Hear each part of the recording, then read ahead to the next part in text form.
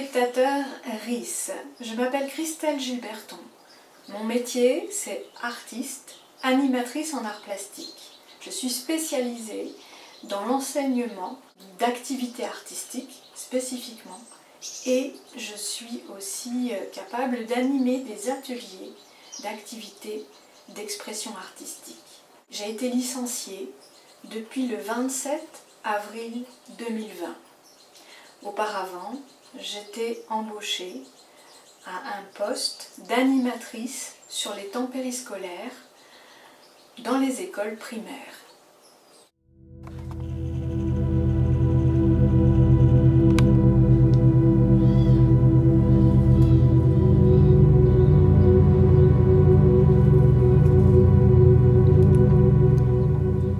Ce que mon employeuse m'a proposé, c'est un travail de surveillante avec quelques animations de loisirs. C'est un petit peu un poste de, on va dire, de surveillante et de monitrice de colo de vacances voilà, pour les récréations dans les écoles primaires.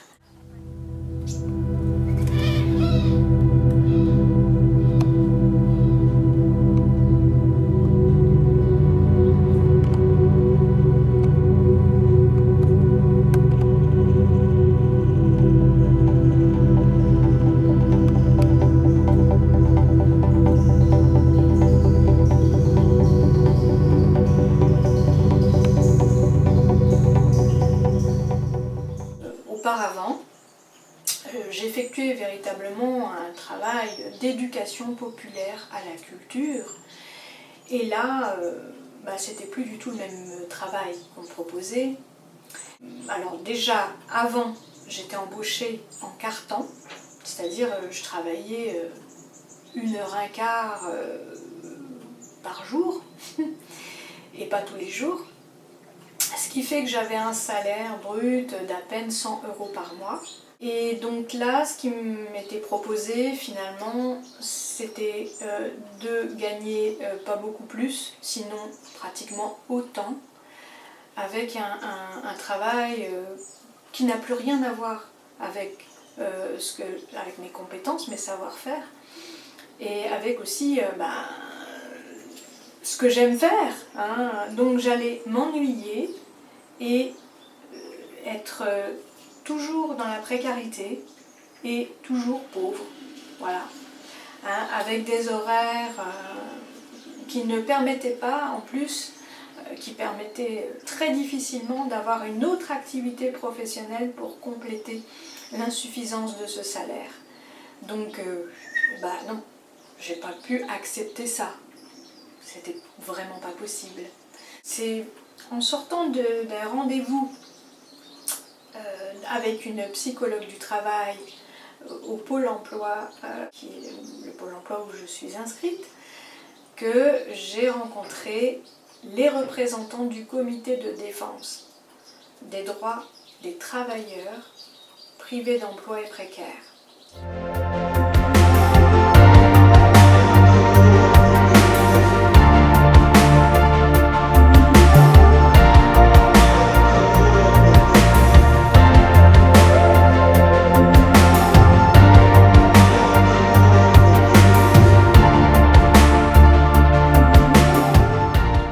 C'était en novembre 2018 et je me suis syndiquée en décembre. Voilà. Et donc, à l'occasion de la dernière réunion à laquelle j'ai participé, mes camarades m'ont remis ce fascicule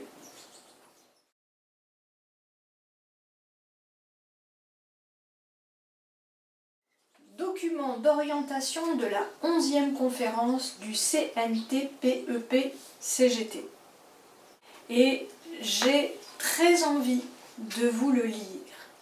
C'est très instructif.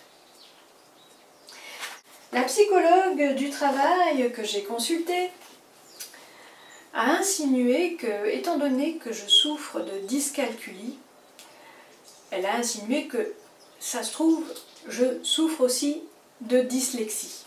Et je vais donc vous prouver, et lui prouver, que c'est complètement faux.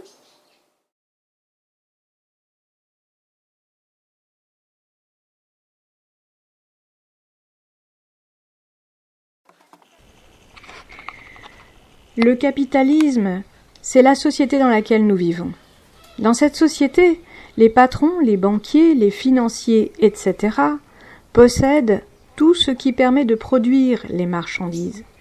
La terre, la nature, les matières premières, les machines, les usines. Tandis que nous, travailleurs, employés ou privés d'emploi, nous qui ne possédons que notre force de travail, nos mains et nos cerveaux, si nous voulons manger, boire, dormir et accéder à quelques loisirs, si en somme nous voulons vivre, alors nous sommes dans l'obligation de vendre notre force de travail au patronat, en échange d'un salaire.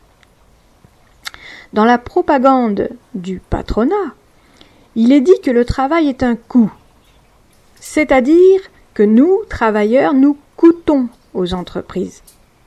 Cela n'est pas vrai. En réalité, c'est le travail des hommes et des femmes qui crée toutes les richesses, ainsi que tous les outils et les machines qui sont nécessaires pour les produire. En réalité, pour que les profits du patronat soient les plus grands possibles, il faut que nos salaires soient les plus petits possibles.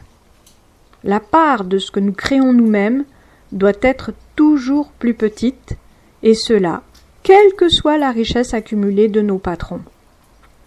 Sans les luttes de travailleurs au cours de l'histoire, pour la sécurité sociale, les congés payés, la retraite, la réduction du temps de travail, les services publics, etc. Nous serions encore des esclaves salariés.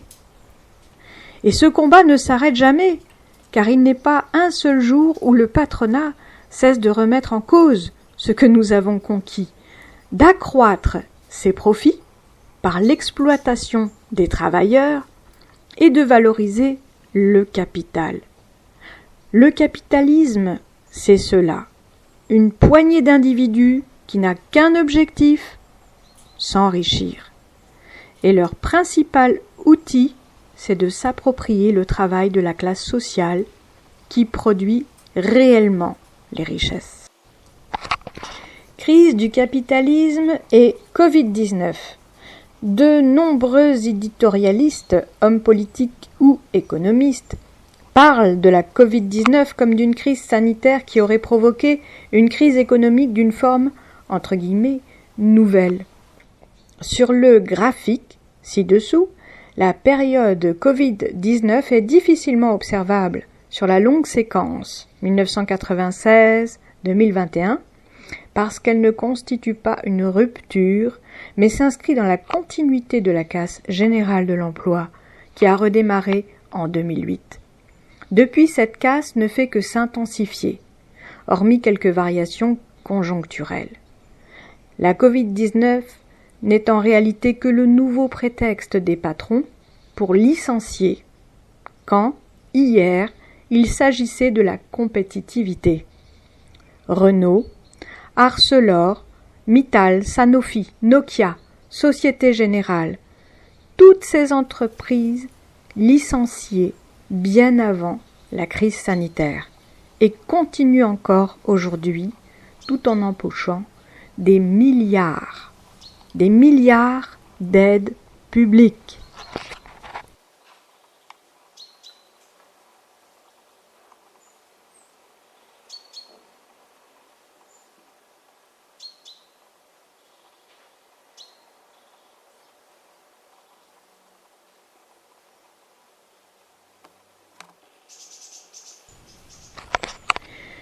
Des profits en hausse, mais toujours insuffisants. Alors que les actionnaires n'ont jamais été autant rémunérés, ils demandent toujours plus de profits. Hausse du temps de travail, intensification du travail, baisse des salaires. Toutes ces mesures sont insuffisantes pour permettre un taux élevé de rétribution du capital. La période que l'on traverse est marquée par 3 phénomènes majeurs. Une restructuration de l'activité interne des grands monopoles industriels au détriment des filiales sous-traitantes. Une concentration toujours plus forte du capital, un émiettement du salariat. Que ce soit dans l'industrie automobile ou aéronautique, la logique est identique. Les grands monopoles liquident leurs filiales sous-traitantes pour délocaliser les activités.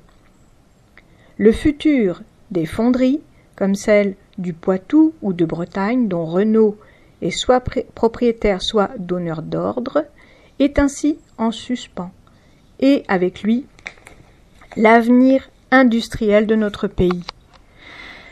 Les récentes données économiques tendent à montrer que le ralentissement actuel a renforcé l'écart entre les entreprises. Aux États-Unis, selon The Economist, les cours de bourse des entreprises du premier quartile ont augmenté en moyenne de 6%, quand ceux du dernier ont chuté de 44%. Dans de nombreux secteurs, celui du commerce et de la distribution non alimentaire par exemple, le confinement a accéléré un processus de concentration déjà engagé en faveur des grosses entreprises comme Amazon. Et à chaque fois, le résultat est le même.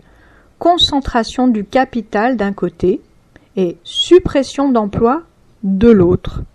Par exemple, pour un emploi Amazon créé, 800 sont détruits. Par tous les moyens, le capital cherche à extraire toujours davantage de plus-value du travail. On voit ainsi se développer de nouvelles formes d'organisation du travail via des plateformes, sans que l'entreprise n'ait à salarier les travailleurs ou à investir dans l'appareil productif, puisque ce sont les travailleurs eux-mêmes qui achètent leur outil de travail. S'il est évident que ce capitalisme de plateforme, entre guillemets, n'est pas transposable à l'industrie, le télétravail nous a démontré qu'il est généralisable à énormément de secteurs. Pour accroître leurs profits, les capitalistes sont prêts à cacher le lien de subordination pour s'exonérer de la partie socialisée du salaire et pour rémunérer les travailleurs à la tâche.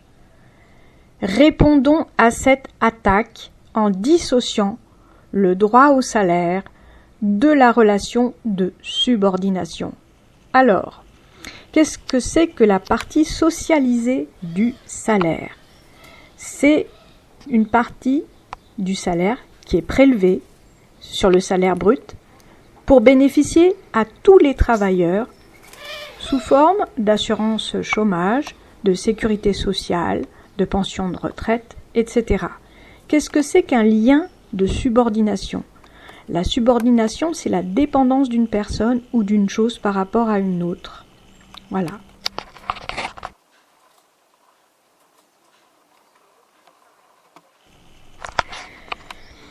Le chômage et la précarité sont organisés.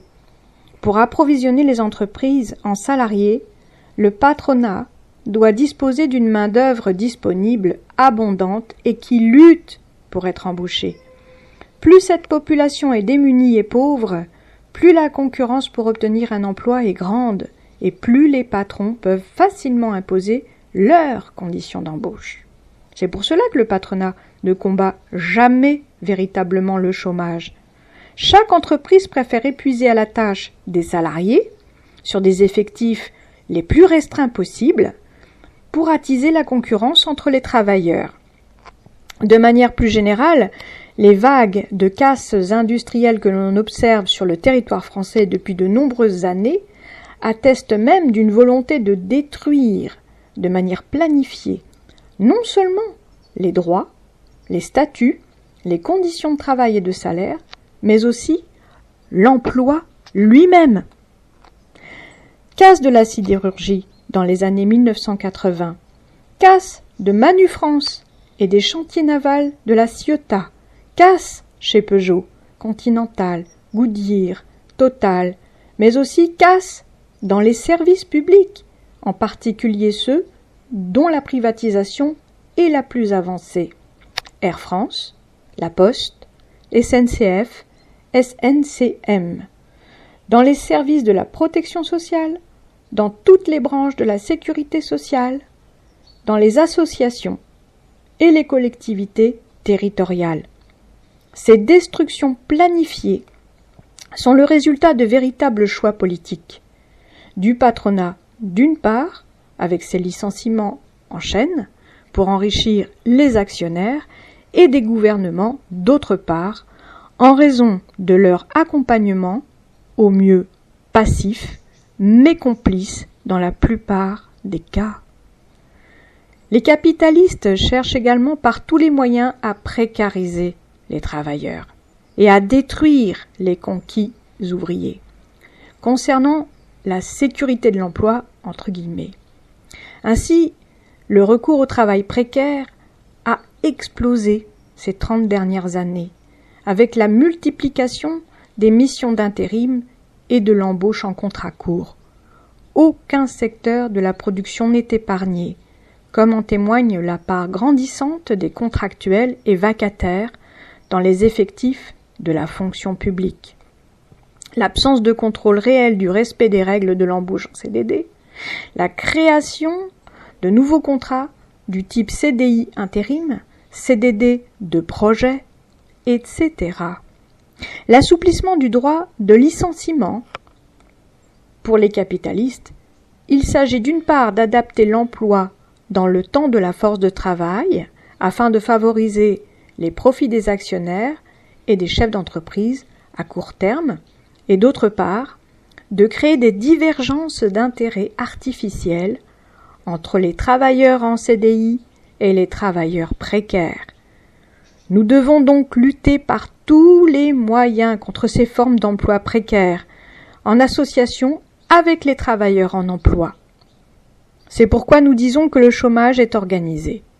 Et c'est aussi pourquoi nous disons que les chômeurs ne sont pas, entre guillemets, sans emploi, mais, entre guillemets, privés d'emploi par le patronat et le gouvernement à son service.